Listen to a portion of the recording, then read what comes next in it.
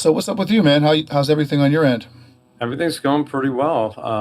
I'm in another scramble mode because I'm going out on the road again next week with my project, the Wednesday Night Titans project. And whenever Yeah. that ramps up, starts off pretty calm in my head. And as the dates close in, it's like I'm reconfiguring how I do everything. And I try to, like, I even get bored of my own setup, So, like, Yeah.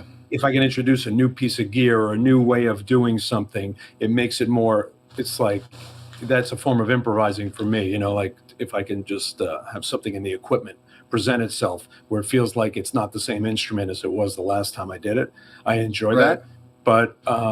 But then there's the stress of, okay, now I got to, it's almost like you have an apartment and you're like, oh, the couch really should go on the other side of the room and that big armoire should go here. I know there'd be more space if I did that. And you're like, all right, but to do that, you're going to have to wreck your apartment. Like eventually in the end, Yeah. it'll work out. But that during part, do we really want to do that? And that's what happens before these tours.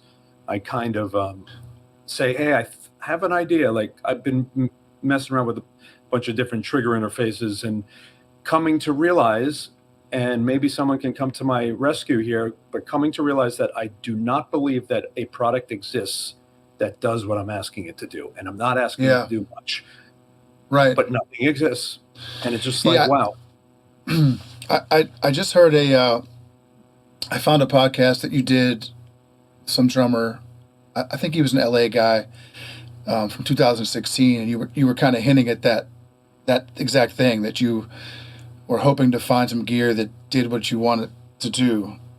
And we're not talking about anything that specific. I'll tell you flat Yeah. out what it is for all the nerdy guys and the four people watching this. But basically,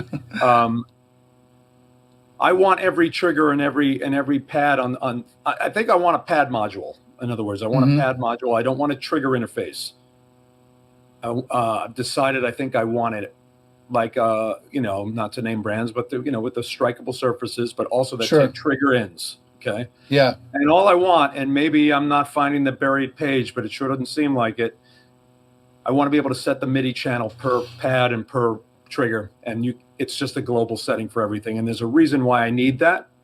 Yeah. That's a little more convoluted, but to do what I do, I need that feature. And certain modules have that feature, but not one of these sort of plug and play pad things that have triggers in the back. There's not enough customization of those functions. And so, like, I have several brands of stuff and I'm pulling them out. I'm like, hey, this pad feels great. It mounts nicely. I can get this, pads feel pretty good. They trigger pretty well. And it's like, but it doesn't do that.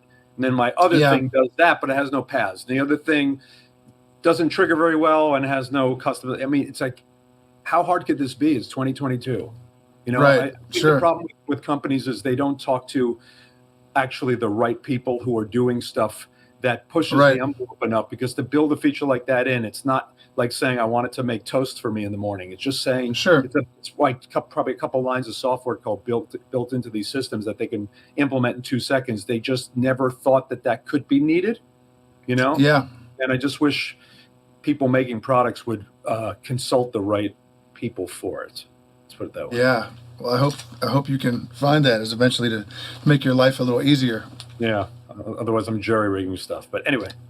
Yeah. So what are we talking about here? Yeah. Oh, man, I just figured Mike has me and another friend of mine guest hosting some of these Drum Candy podcasts. So I'm just reaching out to some guys that I know a little bit. I mean, I don't know you super well, but I was a fan as a kid, even though you're not much older than me. Yeah, don't peg me to be a senior citizen. Yeah. But yeah, I just wanted to go through some of your past and try to get up into what we were just talking about, some of the newer projects, and just shoot the stuff a little bit, as they say. Keep it clean for the kids. I'll try. So I will say, I think the first thing, and I promise I won't try to dwell too much in the distant past.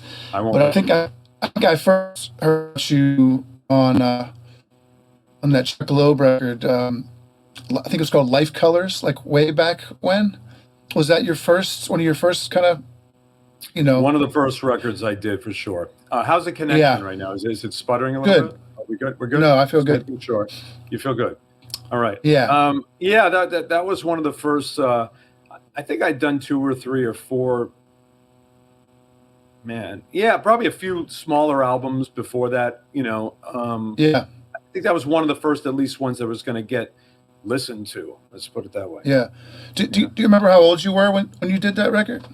I think I was 17, Wow, maybe man, 16. No, that's not 16, ridiculous. probably 17. Yeah, Okay. What year was that? Like late it was '80s. 88, 88. Okay.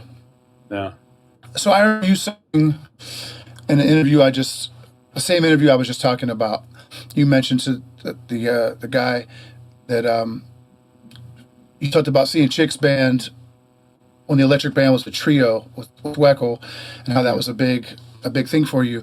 But it's strange to me because I was a fan of all that same stuff as you were, as well as a fan of yours.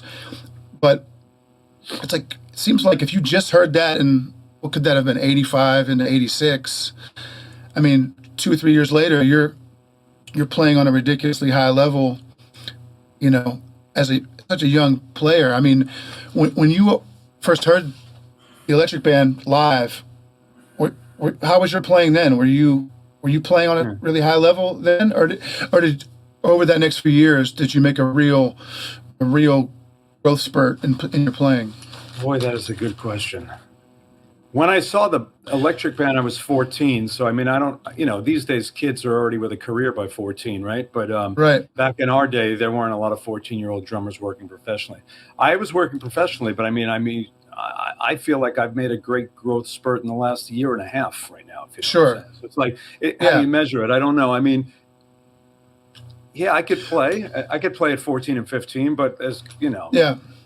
looking back on it, here's the thing, and people had told me this over the years, and it just sadly is one of those things. You have to get to that point where you're that age where you can go, wow, I know exactly what these people were telling me. You know what I mean? Like I was definitely precocious and I could play, but truly, I don't care what anyone says.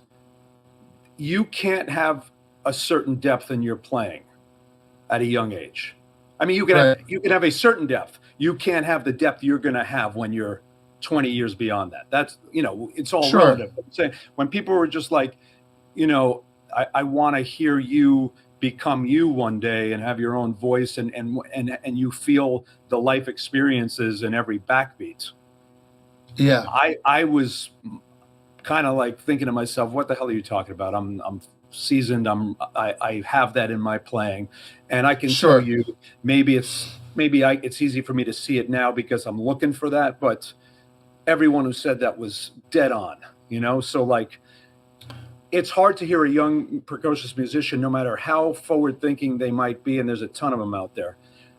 You just can't have what you're going to have 10 or 15 years later. It's any ball player too. LeBron James Sure. could never do something 20 years ago in a certain way. And Yeah. now he can't do things now that he could do. It's vice versa. So it switches. But Totally. overall, Well, that was I bet my you he's point. a better It's- ball player. Yeah. Yeah, and you're playing, the same way you just said about LeBron. There are things in your playing now that you don't have that you once had in a way. I mean, not that I've heard you slip technically or facility wise, but I mean, I know I don't play the same as I did when I was 20, or 25 even, or whatever the age was. Yeah. But I'll say this though, I mean, and not that I prepare a lot for any of these interviews, but I went back yesterday and I hadn't heard this record, definitely not with headphones on, for probably 20 years or so. But I re-listened to the first Krantz record, the Long to Be Loose record. It's like a blast from the past. And it's funny, like hearing it with like new ears, like you don't hear it for so long. A record I've heard so much in my life, but after such a long break, I was just giggling at myself, like, oh, that's just a 4-bar phrase there. I used to not even know what they were doing. I could sing it, and I could play along to it, but some of the stuff reveals itself in a different way now. But my point is, hearing that again yesterday, what was that? Almost 30 years ago, for God's sake. Holy shit. Not You're right. not to date you, but it's like, man, the playing is really mature, and I mean, it's youthful and it's exciting, but there's a maturity I think that you were playing with at that young age with like the Chuck Loeb record Balance as well. Like, Yeah. I think you're playing really mature for such a young age. I'm not sure what the question is here, but how much of that, like playing in those situations, playing with guys like that, did you feel like big jumps in your playing just Well, yeah, through the yeah, that's really the key. I mean, sadly, in this day and age, people don't interact in any way, shape, or form in the same ways they used to, musically, in person. Apparently, the younger generation, they don't like talking on the telephone, for what I hear. I enjoy the right, phone yeah, call when, in its right place, but it's like same with music. It's okay to be and I love. Don't get me wrong. I'm a fan of these drummers who are in their home studio, seemingly, or their bedrooms, or whatever they're doing.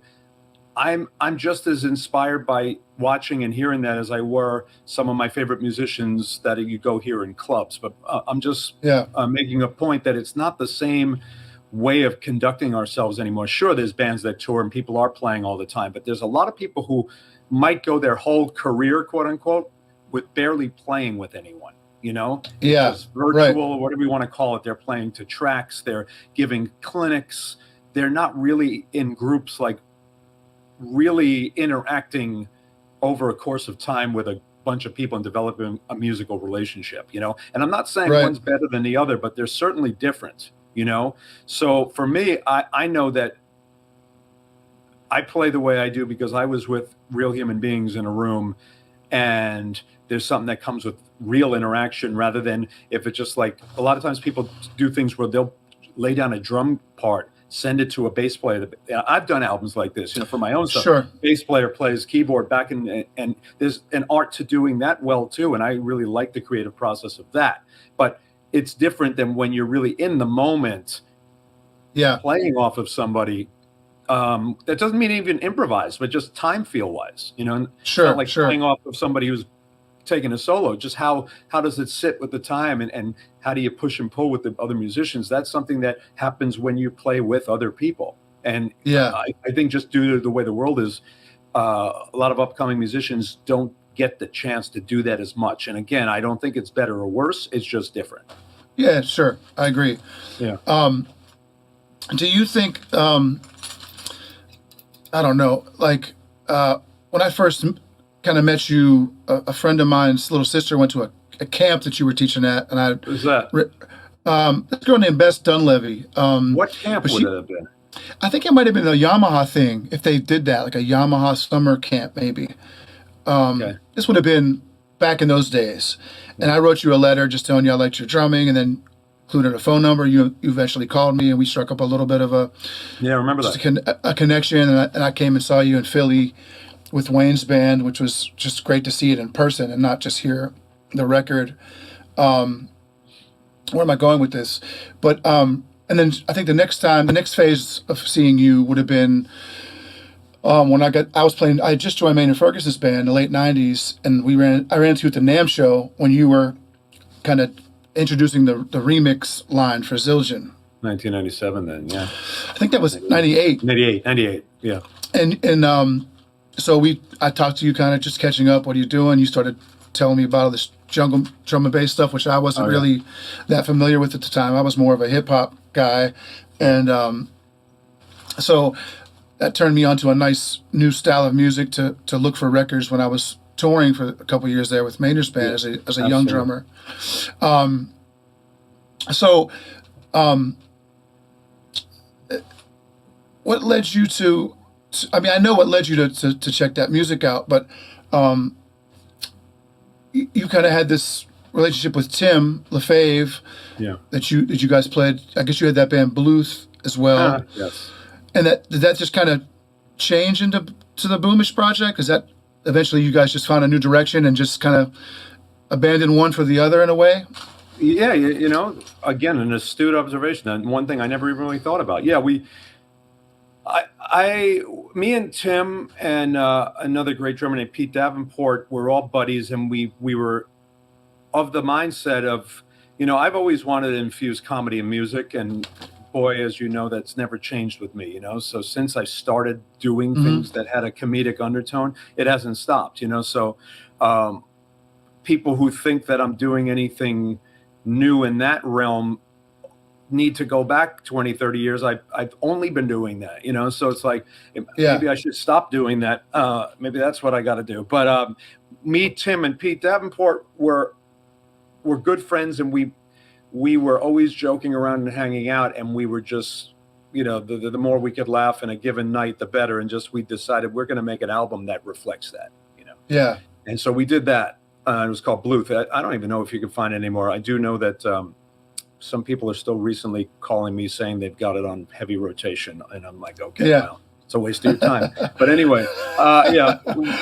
No, there's a lot of seeds of stuff that I built upon in my prior and future works, conceptually on that album, that I draw from to this day. Just things, how things are constructed, and how time is played, and all that. But then Boomish, what happened was, I discovered drum and bass through my friend Ken McAuliffe during this Bluth sort of like brainstorming for that album. You know what I mean? And I was like, check this out. And I wanted to interject a lot of that into the Bluth album. And as we did maybe one or two things that had it. But so then I was like thinking, we got to make a whole dedicated thing of this. And since a lot of drum and bass was drum and bass, I veered off with Tim, and we spawned Boomish for a bunch of years. But then that became comedic as well eventually, with a variety show element and all that. So, but yeah, it was a transition, you're right, from the Bluth stuff to the Boomish stuff. These transitions that you have, with saying that Boomish ended up becoming this variety show of sorts, as you just said, it's like, is that just a restlessness that one has? You're just like, I just want to, tired of doing the same thing, even though it might be over a short few year period. Is that a natural thing, you think? I mean, I have some of that too. Like, I think for me, it's more like I can almost be over inspired all the time, where if I were to hear any drummer that I love, or not just drummer, even just music without real drums as well, if I were to hear Paul Motion play one day and I love that so much, I'm like, man, I just want to play like this. And then if I could hear an old Schofield record with Dennis and be like, man, it'll be fun to just play these tunes and just play grooves and play strong like that, or anything, or hear an Earth, Wind & Fire record and want to just play grooves all day, or hear the Krantz Band and want to play all this rhythm. Stay away from that.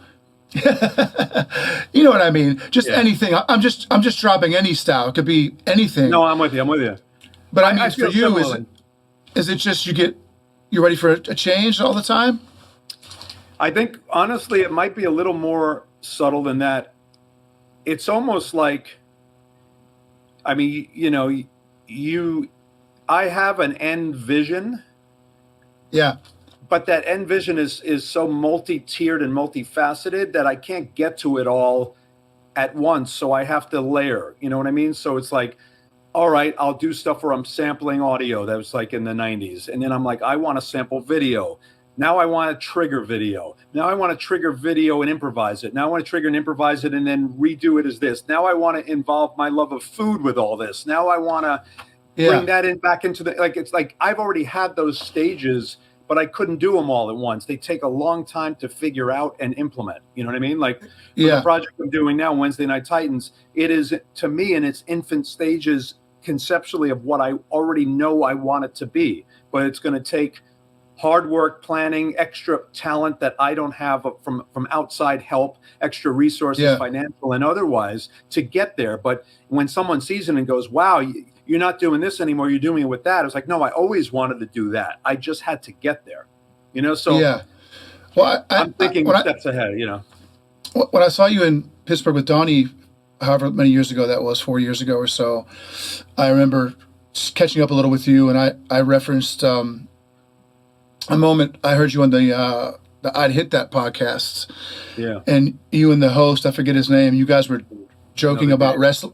Yeah, you were joking about wrestling, and I referenced it, how I thought it was hysterical. You guys were talking about all these wrestlers from our childhood, right? And you were talking about Kim Chi, who was Kamala's handler, but you didn't come up with the name handler, and I just thought that was so hysterical. I brought it up to you, and then you immediately hit me back with, I actually have a wrestling project I'm about to do, and it's like, and I almost didn't even believe you. I'm like, man, Zach's just a little out there, and he's just goofing around with me and playing with me. And then, what do you know? A year later, I see you guys wearing lucha masks and playing shows, really doing that. Like, so there is that level of, I don't know what you would call it, humor or whatever mixed with I don't know what music. you call it either, right? Yeah. Yeah, and it makes me wonder. I mean, because I lead a lot of projects, similarly, like co-lead or lead bands. Yeah. And it's hard to find the strength or the will to follow through with a lot of these projects that we're drawn to as creative artists and as drummers, knowing that the audience has to be kind of small, even though I think a lot of things you do, you're so challenging the art form and progressing it, where people are almost forced to check it out. I mean, what is your thoughts on that? Like pushing the boundaries of trying these new things that haven't been done. And yeah, that's a good question as well. I mean, listen, if someone said that I could go out on this tour and make, $2,000 a night or $25,000 a night, and all things being equal, you know what I'm saying? That just the money would be 10 times as much. Would I ever say, no, I'll take the 2,000? No, sure, I'll take the of course. 25,000. So of course I want to make as much money as I can with this and live and support myself as best I can and do well with whatever I'm doing. But that's not the motivator. You know what I mean? The first motivator is, what do I want to present? And then is what I'm doing viable beyond like the bizarro elements that it possesses? And can I maybe go, well, that's a little too out there? Or can I make a smart move? You know what I mean? Like, can we do this instead of this? And I do like choice A and B equally, but B is going to get us further probably. So I'm going to choose B. I'm not going to spite myself.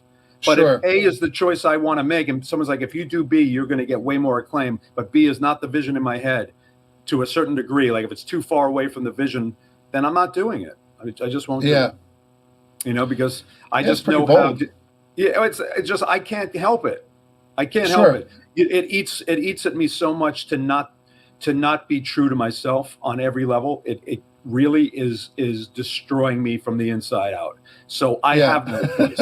Like, and I did a clinic a couple of years ago where I was about to demonstrate all this video triggering stuff. And I can sense maybe no one knew what was about to happen. I can see it on their face. I said, listen, I want to let you know something. I do this and I put every ounce of my energy in life into this. You shouldn't watch this. I mean, if you're inspired by it, great. But you shouldn't watch this and feel like, oh, I just play in a blues band, or I play in a cover band. I should have to do this because he's doing this. No, I personally have to do this. Sure. You all can do whatever you want and should do whatever you want. I would almost love, it's like almost like, I don't know, it sounds kind of crude. Ignorance is bliss. But in a way, like if I was just happy going to play, on Bleecker Street with a top 40 group. Yeah. I don't even know if top 40 exists anymore. With whatever group, right? Or a blues band or anything. If that truly was satisfying and I was okay with that, I swear I would trade in everything I'm doing right now to have that feeling. Sure. Because it's an easier path. Sure, for sure. I'm not at peace I'm at peace with the path, but I'm not at peace in the day-to-day of it. I'm in peace with I got to be doing this, but it is really a grind. I understand. I mean, I find myself being like, in a way, following in the footsteps of all these great musicians I love, whether they're drummers or not, that push the envelope. And I'm trying to do my best to do the same thing in some ways, but I've been met with that where people are like, I just want to hear you play the way you used to play when you had this, fusion band, or the when you had this funky band. And it's like, I don't want to do that. So I relate to what you're saying, and it's tough. I live in Pittsburgh. It's a smaller city. We have a good scene here, and there's a few of us that really are trying to do some creative things, but it's hard to find people to do that with. I mean, I think you're going to find there's probably more better players in New York. There's probably also more worse players. There's just more players in general. Yeah. Same with maybe LA as well. But some of these projects you've had, going back to Boomish and Mr. Barrington, and I don't know all of them. There was a period with Ori Kane and Tim called Bedrock. Bedrock. Similar thread line, I think. But these are all pretty small groups. I mean, especially stuff where it's just been you and a bass player, like the stuff with Owen or the stuff with Kevin. Yes. How much of that is small so you can make it work versus this is all we need, and this is really just the vision, and it just happens to be two people. I mean, I thought you'd have a 10-piece band, This is, I mean, sometimes your mind, if there's if it's in the middle of winter and there's a small little puddle on the corner of the street, your mind doesn't even go, can I jump over? You just know you can, you do it. If there's that bigger puddle, you start to think, can I make that? And sometimes you'll take a chance, but then there's times like, I just know I know I don't make that. You don't even entertain the thought. A lot of times I don't even entertain the thought of a 10-piece band because now I just realized that the reality of that, there is no reality of that. So it doesn't even enter my brain. Sure. Would I have a 10-piece band if I could? Initial reaction to the current project is no. Yeah. It just doesn't seem to fit what I see in the blueprint for the group. But there's some surprises, hopefully that I can implement just in terms of like more staff around us with what we do to make things better. The lighting and the visuals being a notch or two or three beyond what I could ever do on my own. But again, that involves. And the thing about also keeping a small staff is you don't have to coordinate with 20 people's schedule. And like, I get it. Yeah. Can you make those dates? Can you do this? Hey, let's meet for this. It's just harder. So it is going to be an easier endeavor to keep it small if you can, which maybe, like I said, subliminally is why some of the things have been kept small. Yeah. Yeah. That makes sense. I mean, even just playing a jazz gig, it's 3 people are easier to coordinate than 5. So, I mean, I get that. So do you consider it's Wednesday Night Titans is the name of the group, right? Correct. I keep thinking Tuesday because I think the wrestling show in the 80s was called Tuesday Night Titans. And you know right? that. And the whole and very, very few people know this. Nothing, at least everything I try to do has some, it's not hidden meaning, but has some thought behind it, okay? So someone could just be like, Wednesday Night Titans. All right, cool. All right, Wednesday Night Titans. Great. Haha. They don't know why it's Wednesday Night Titans. Okay, it's Wednesday Night Titans. Well, almost no one knows why it's Wednesday Night Titans. The reason it's Wednesday Night Titans is because Nate Wood asked me to play a show with him at this club, New Blue. He asked me, did I want to, at that point, I was mainly doing a project with Owen Biddle called Edit Bunker, and we weren't doing much at that time. So I was always thinking, what am I going to do next? And me and Kevin Scott had worked together as sidemen with stuff and knew we wanted to do a project together. And we knew we wanted to make it a wrestling-centric project. And when Nate asked me, Zach, do you want an opening slot at New Blue? I was like, I can't just say yes unless it's something I know I want to bring to it. Yeah. And I thought to myself, do I have enough time to whip this together? And the amount of time from having no tunes and no visuals, no video of this Wednesday Night Titans, from that point of saying, yes, I'll do the gig to the gig, I think it was like 23 days. Wow. I had to come up with a set of music and find the visual and write tunes in 23 days. Yeah. And I busted my ass with scouring YouTube videos and stuff. But the reason it was called Wednesday Night Titans is because we didn't have a name for the project, and the gig was on a Wednesday night. So I'm thinking, okay. Wednesday night's the gig. I love the show Tuesday Night Titans. So it's called Wednesday Night Titans. That's how it became Wednesday Night. I don't think it's the greatest name for a band because we sometimes go to gigs and it says now appearing tonight, Titans. Yeah. They thought the Wednesday night was from some other gig we did. Sure. So it could come back to haunt us a little bit. But so, Wednesday Night Titans, correct, is the name of the group. Does Kevin, is he involved with any of the tech stuff, or is that all you and he's just kind of playing bass? Kevin's involved in some of the writing and some of the conception of like, he knows so much about wrestling. So he's like, hey, we should do a tune with this wrestling. He'll send me a clip. But But the meat and potatoes of the video editing, that's something that like, I don't know too many musicians personally who could do this on a level where I'd want to hire them to do it. And even if you do, then it's still their interpretation and vision of it. Like I've been looking for years to find somebody who could just take what's in my head and do the work for me. Sure. But I don't know if that's even a fair wish. So I just continue to do it. At some point, I'm going to have to relent and be like, I like the way you do something. I'm just going to let you do it. And, I'll be happy enough because it's just too many manpower hours for this. So is the theme of it being wrestling centric? What, is that enough to keep you on that path? Like, is there enough to do with wrestling that you're not going to get tired of wrestling, being kind of a guy who likes to keep moving, as it seems like you are, Well, I don't know if you've seen some of the food reviews I've been doing and stuff like that. I haven't seen the food reviews. I've heard about them though. Okay. Well, you didn't do the most important homework then. Forget the Wayne Krantz album. That's 30 years old. I'm developing we have our fictitious personas in this Wednesday Night Titans. Kevin goes under this name Ted Technical, and I'm Styx Jenkins. Now we each have tried to now cultivate a a persona for those people off the stage, on the stage and out of the stage. And mine was kind of like starting off like, I don't look like a wrestler in any way, shape, or form, so I can't be a wrestler. So I was going to be a wrestling manager in my brain, like Jimmy Mouth of the South Heart, Bobby Heenan, those Cornette, managerial, sure, Jim Cornette, you name it, those guys. And then, but I've always had a love of food, so I was like, I'm going to use that persona as someone who goes and does food reviews, Mm-hmm. So I'm now veering into that as well. So that is a whole world that's still tied into the Wednesday Night Titans, but also a separate enclave that I can go on another, thing with. But does the food tie into a Wednesday Night Titans show, or is it totally separate? It sort of does, because I sell my own beans at the gig, and that ties in with the food. It's not a direct tie-in, but it's a tie-in. Yeah.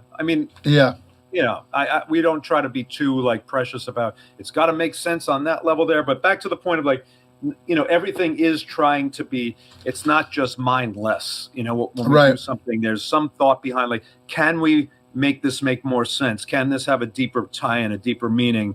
And it's not just random stuff, Sure. So this project is kind of the sole focus right now. This is what you're spending all your time on. Yeah. So Edit Bunker's kaput. That's a nice word. Edit Bunker is on the back burner. Yeah. Okay. I don't mean any. No, sure. I don't mean. I know, and I don't want to. I'm not trying to be disrespectful in any way. Yeah. No, I don't want to. I don't want to sound disrespectful and say, "Yep, that's done." Yeah. Nothing's ever done, I don't think, but it's not in the cards right this minute. Let's put it that way. Okay. Yeah. Another thing I want to ask before I forget is seeing you play with Donnie a few years ago. Yeah.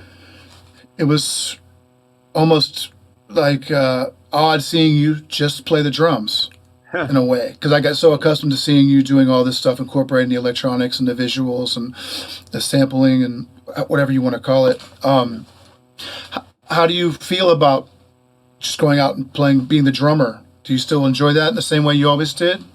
No. No? No. But it's not, because it's not a simple no.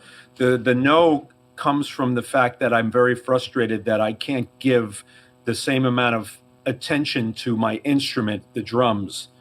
Yeah. Because of on a typical day, I will say to myself, man, okay, so we're going out on the road next week. I think it's safe to say, aside from me going to Zildjian and testing some cymbals out, and that's not playing drums, I have not played a gig where I'm playing since July. So that it will have been 2 months of no playing, no nothing. And I think to myself, you get older, things start to hurt and your hands start to, I need to just be in shape, right? And so I think to myself, even if I just sat on a drum pad and did a double stroke roll 20 minutes a day, I know that would have great implications towards a lot of stuff. But and I'm not to say I've even tried doing it, but if I were to try, I know myself really well. A couple of minutes in, I'm like, oh shit, but the triggering isn't working on that tune right now. That needs to be, it's like you have a fire over there, and it's like you don't always, you grab your most important belongings first. You don't get to, sure, you'd like all that other stuff. Yeah. But it's so ridiculous to think that I'm letting the drumming be the last thing to think about. Because when you get on the stage, most people are watching me play the drums, and a lot of people don't even know that I have anything to do with programming the videos. They don't even know I wrote Sure. a tune. They just see you're the drummer. And the fact that I can't be comfortable as the primary focus of what someone looks at when they're watching the gig, that's an afterthought. I can't tell you how many times I show up, we start the first tune, and I realize the bass drum pedal is disconnected. It's like not on there. Or I realize that, what was I thinking? I can't even hit that tom. It's like the cymbal's in the way, but I never checked it because all I was doing was making sure the cables were connected to the triggers and the video, and the lights are, aimed at each drum. So when I hit a drum, the light hits the right drum. I'm focused on that, but I'm not focused on, oh my God, I didn't bring my stick bag on stage. Like, seriously. Sure. And I'm not okay with that. So I need to get to a place where I can get the lights on the right drums and get the projector correct and get this right and make sure I got the important people coming down on the guest list that I just spaced out. You know what I mean? Get that together, but then also feel like I see my favorite drummers are the ones that seemingly are keeping their stuff together. You know what I mean? Yeah. They're not warming up before the gig. They're finding a place to shed. The great players play their instrument, I think. Yeah. Right. I mean, they really. They Donnie McCausland has to find a room to warm up, and if he doesn't, he'll do it in the hotel room. He'll maybe annoy a few people, but it's like, sure, that's how you got to be as an artist on your instrument. And I'm not that, and anybody who goes, oh man, what a monster player or whatever, it's like there's frustration and and it's not just like, oh, you wouldn't believe how good I really am, but it's like, in a way, I'm not seeing my full potential as a drummer. I'm seeing my full potential hopefully in the overall artistic package I'm trying to put out. Yeah, of course. Vision, but that comes first, sadly, and it just really a shame when I see drummers get to the gig and their sound check is involved, eighth of an inch turn on the drum key because it's like the tom feels slightly loose and the snares are a little, and they're playing the snare like 1,000 hits to make sure. And I don't even know if my snares are on when I play the first tune. You know what I mean? Like that's just the headspace I'm in. Yeah, I mean, your head's. There's so much going on. It's just occupying so much of your mental space. It's. I don't envy that, but I envy. I don't either, man. I envy your direction and your the will to do something like that. It's pretty amazing. How do you feel about saying that you're not playing a lot when you are doing these shows? Do you ever feel like, oh shit, I should practice more, I should play more, or do you feel out of shape when you play, or do you feel the drumming lacking, or do you just feel like, it's good enough? Do you mean when I'm on a gig where I just have to play the drums? No, a gig when you're doing this, all the stuff, all the video, the triggering, the writing, making sure the guys are on the guest list, making sure that everything's right. When you are actually in the moment of performing, do you feel that the drumming is suffering to your standards? No, absolutely. Everything I was speaking of is to that point. Crazily suffering. Now, somewhat because it's like if I only would have put that extra washer on, the cymbal wouldn't be like smacking back. Like little things make a difference, right? Everything from that, but the real one is I'm not on my instrument enough. I'm not playing drums enough to be able to weather those storms as easily. Do you know what I mean? Like when you're really in the flow of your stuff, while you might be very fine-tuned into your gear, you can play anything. You know what I mean? If someone said, hey, let's lower the beater halfway down the, it's like, okay, that feels weird, but I can do that. You're just able to do more with whatever they throw you. When you're not on your game, you need like the wind blowing at the right angle and everything's got to be perfect. And let alone if you don't have the wind blowing, but also you literally have your cymbals about to like fall over because you didn't set the tripod base flat enough. You know what I mean? You're actually truly working against the odds, and you're not up on your game as a drummer. So it's like it's twofold and threefold, and you're worried. All I'm doing when I'm playing, sadly, is worried that the gaff tape on the trigger on my hi-hat, I see it dangling and coming off. And if it comes off, I can't trigger the B section where the wrestlers are coming in real time. I'm playing out of fear, out of actual fright. And that's just no way to perform. Yeah. But I don't know this, I can't fix it yet. I mean, I know what the fix Yeah. is. The fix is have more time in a day. But until that happens, or have another staff member, have people come in a crew who are making sure that trigger's not about to fall off. There are Sure. fixes, but in reality right now, there aren't fixes. So I have to just deal with it. But it is frustrating. So yes, I suffer from it. And I'm just like, why can't I just, you know what I mean? It's cool though, because your idea and your vision of what this is leading you to spend the time on what needs to be, what needs to have the time focused on that particular thing. I understand it totally. When you said you have a tour coming up, is that in the States or is that it's in the out States? of the We've yet to tour in anywhere outside of the States. We've done spot dates outside of the States, but never a tour. It's mainly been domestic. And thing about it, it's funny, like a lot of the gigs I've done over the years, there seems to be a bigger market or more of a following for it in Europe, let's say. A lot of jazz, as you well know. Sure. The bizarre thing about wrestling is that it's more popular here than for sure. Europe, Yeah. let's say. And I mentioned it in other, what's interesting is that using wrestling as the vehicle, you will attract a crowd who maybe has never seen anything I've ever done and will see anything I ever do in my entire life besides the wrestling gig, and love the gig because it's wrestling. And I was actually going to ask about that. Yeah, that's. And do you feel there's more people getting to know about it because of that? Like, are you building a little bit of a new following? Yes, definitely. Are you guys traveling? Are you taking all your own? I mean, I know you have so much electronics. So are you guys in a van with this stuff? Yeah. These tours have been large van.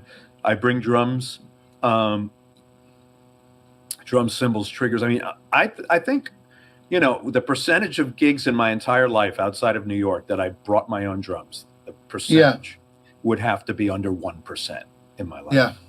The last 3 years, the percentage has been 80%, with this birthday. So it's pretty funny. And I would rather play my own drums. That's great, so that's a good perk. But yeah, we bring so much equipment. The drums are the least of it. It's projectors and it's backup projectors and it's backup laptops and it's lights, literally light fixtures, because to program those, you can't just substitute. At least I don't know an easy enough way to. Someone says use our house lights. Well, those have DMX numbers that are specific to, like, DMX number 4 might control my strobe, but DMX 4 at the club controls their red balance level. So I can't just plug in to their lights. Yeah. I can't do that. So I have to bring my own lights. We bring lights and then the stands for them, and it just is a lot of stuff, and wrestling ring and our outfits and just sure. How long are you guys going to be out on this next run? A little under 2 weeks. This one. This will be over before you know it.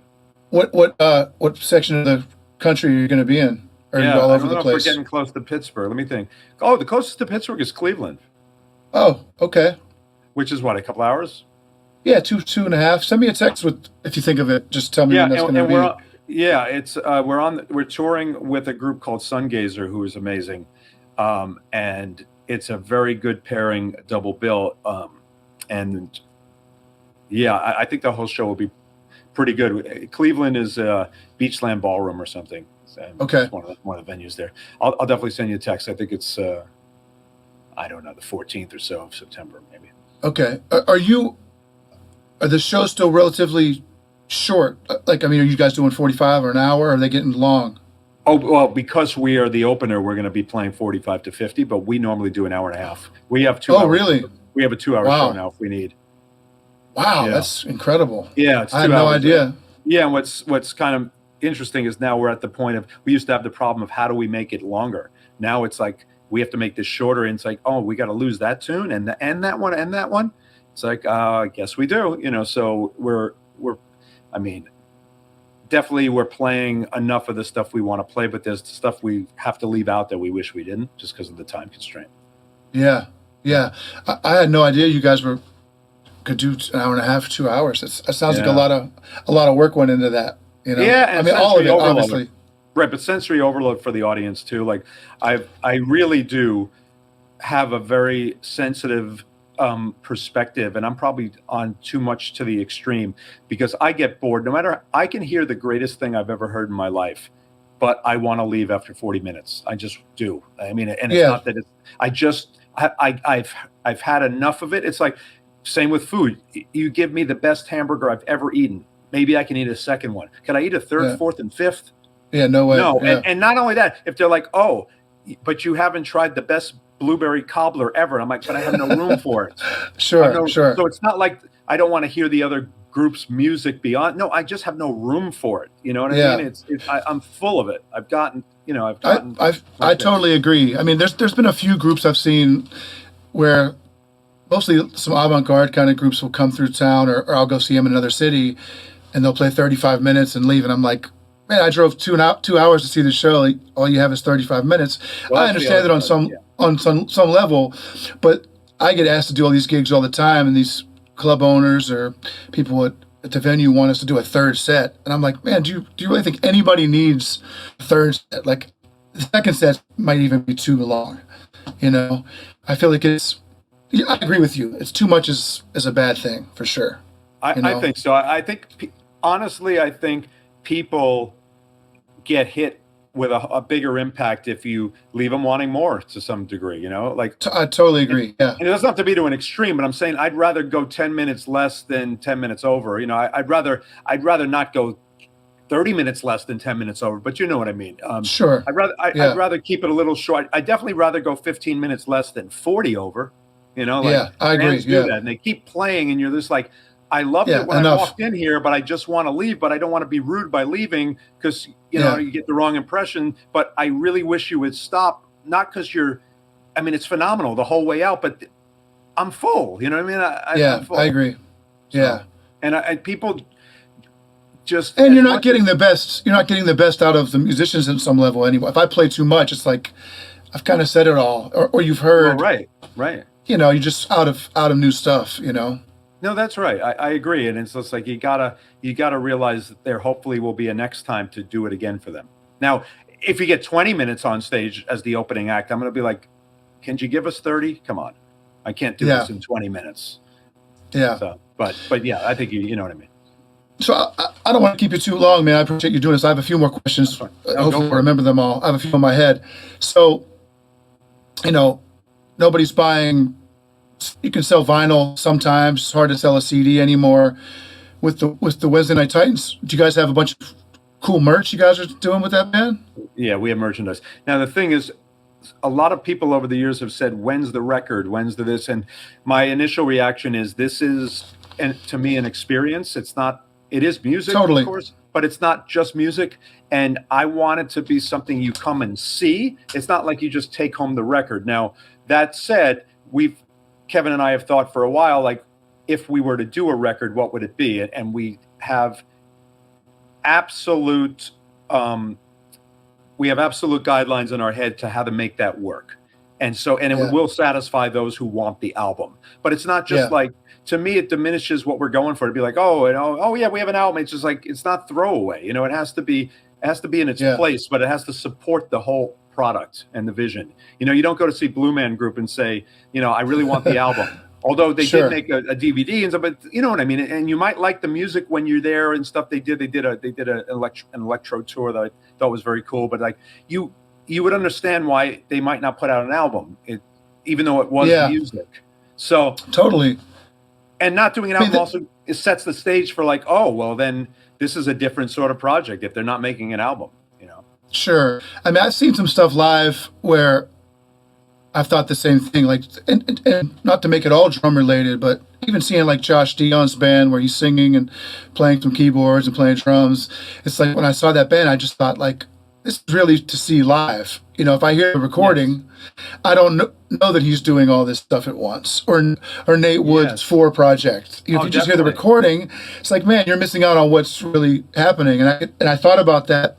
That's why I asked about the merch and not so much a CD, because I figured it's about being there in the room and seeing the vibe and hearing stuff live and seeing all the video. It's pretty amazing that you're doing all that. I mean, like I said, happy that I'm just playing drums.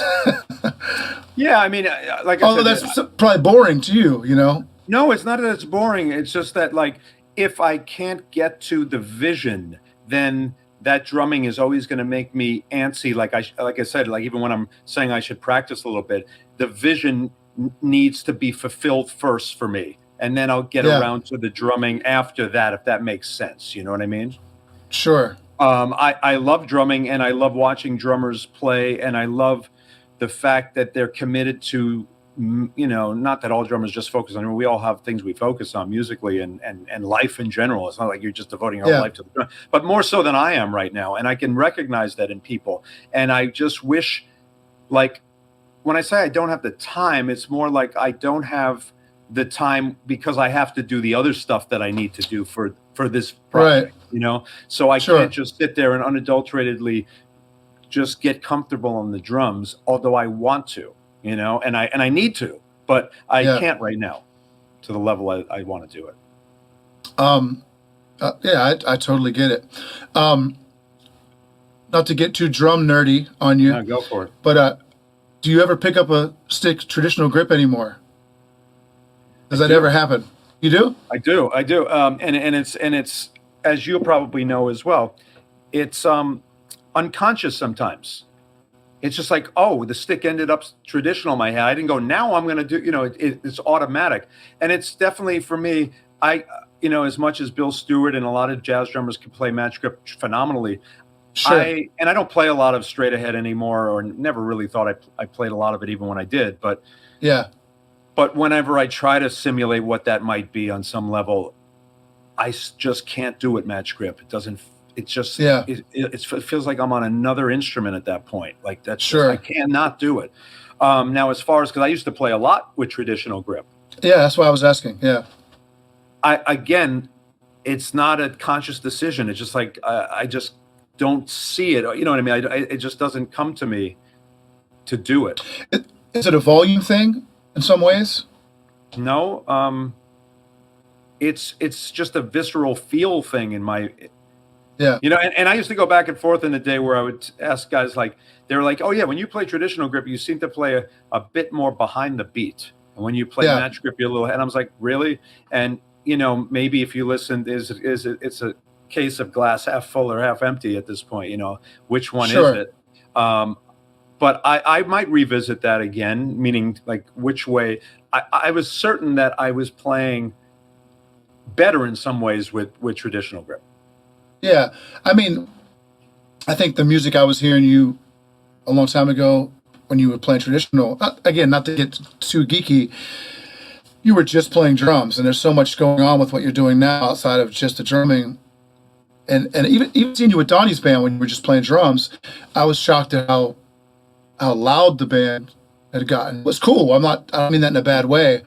And I wondered if some of that was just from a strength standpoint, because I played so much straight ahead in the last 20 years. My thing's gone much more acoustic and jazzy, but I probably play more match grip than I do traditional just because I'm a little better that way, But I do both. I understand the feeling of if certain feels they just want to, the stick wants to go in your hand and lay that way. And Absolutely. it's not a decision, like you said. It just happens. I agree.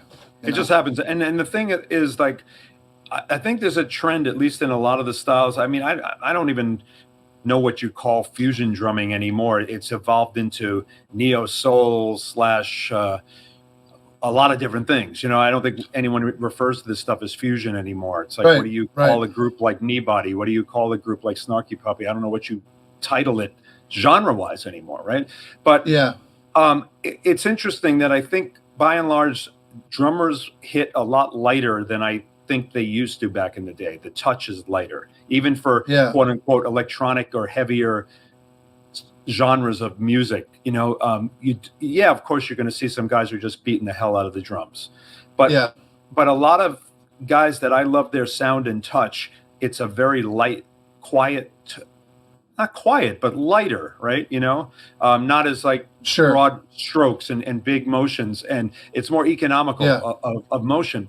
And it's like muscle memory with anything else. You get so used to, it's like how one speaks the language. You grow up in the South, you might have a Southern accent. I have a bit of a New York accent. Could I learn to say words where you might think I'm from Australia? Yeah, but it would be so much retraining of how I say things, and it could happen. But in the heat of Yeah. battle, you just go with the way you say something. And it's the same to me with how you play the drums. And I wish I could hit a little lighter, but when it's showtime, it's not even adrenaline. It's just muscle memory. It's the way I know how to speak Yeah. on the drums. I hit the drums that way. And it's not always the way I would like to in the end, but it's just a way that is comfortable and familiar for me. You know? Yeah, I struggle with that too. Is sometimes feeling like, I mean, I can play really soft and I love playing soft, but sometimes I feel like, man, do I need to be hitting the snare drum this hard? You know, but then I think that always freaks me out is someone will sit in on a gig. Again, I'm getting off topic, but No. just playing brushes or something, and then sometimes I'm at the drums and I feel like, man, I can't even hear these strokes coming out. They're not. I don't know if that's from hearing loss or what. Right. And then right. someone will sit in, and maybe they're not even a particularly great brush player. They might pick up the brushes, and I'm on the, 50 yards away in the room or 30 yards away, and it's like, well, I can hear that so good out here, but it's hard to hear it when I'm at the drums. Sometimes for me, hearing those things reminds you, oh, this is coming through. I don't have to overplay it. He's the only guy playing the drums. I'm probably going to hear him whether he plays soft or loud. And I would agree with you on that. And I don't know if you've gone through this, but it happens to me a lot if I'm doing studio recordings or whatever. Just somehow, and this is adrenaline or whatever, sometimes you're very casual on a run through on just like, you're feeling your way around a chart or just a tune or whatever. And you're playing just pretty nonchalantly just because you're saving it for the take, so to speak. Yeah. If you actually go back many times, at least for me, I'll realize that the sound that I'm getting out of the drums that way sounds so much better than when I actually did what I thought was like, now the recording light is on and we're playing, And like, I think for me, I've proven the fact that I like the way I sound better if I'm not hitting as hard, but it's just hard for me to do it because all I know is the way I know. And it's going to take more of a retraining so that you're constantly just doing it like that. Sure. Yeah, that's a great point. Yeah. So if anybody wants to check out you or your projects, where should they go look for you online to see anything?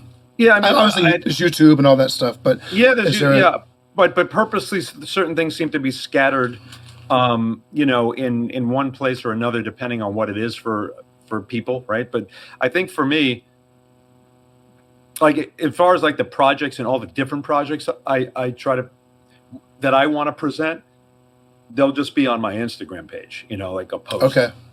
Which may lead you to a website or a YouTube link or something like that. But I would go there. Like I'm not as active. I'm posting as much on Facebook. The stuff I'm doing lately, there's no YouTube presence of our own yet for that. So there's not any of that of our own that we've sanctioned really that's up on YouTube. It's kind of Instagram or our website, like Wednesday Night Titans has stuff.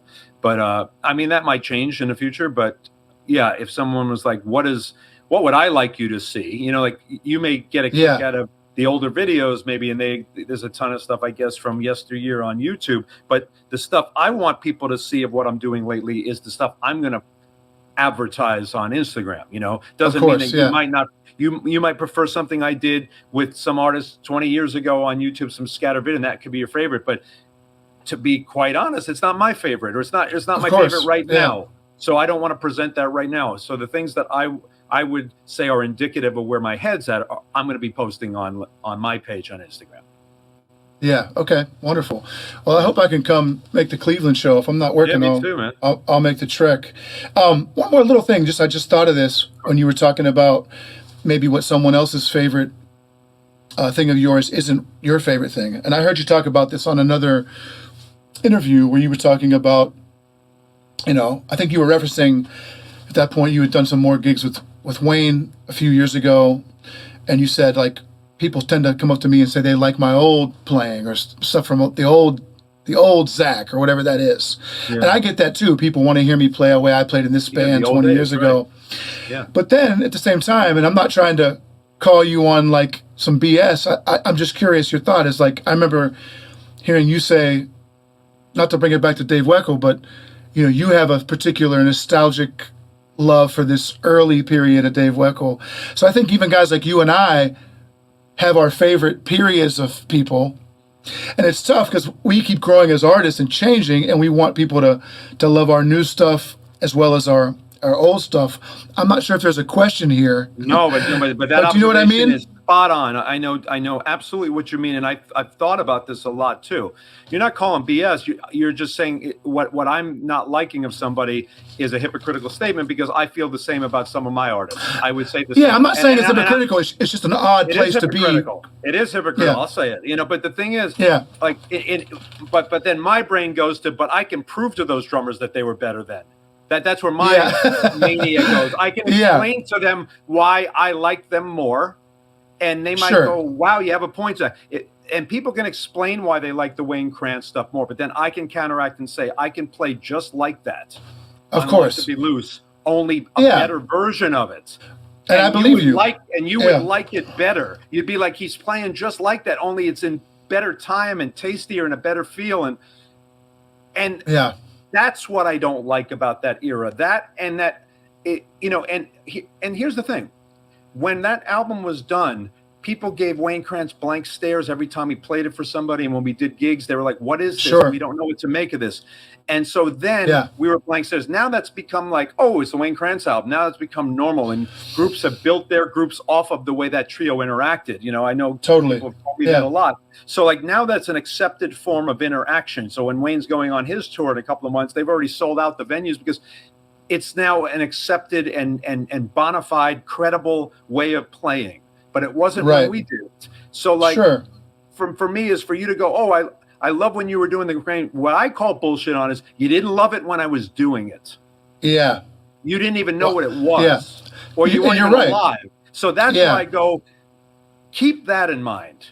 Sure. And even my father used to say to me, like, I never understood what you were doing with like Chuck Loeb, and 20 years later, like, that's my favorite album.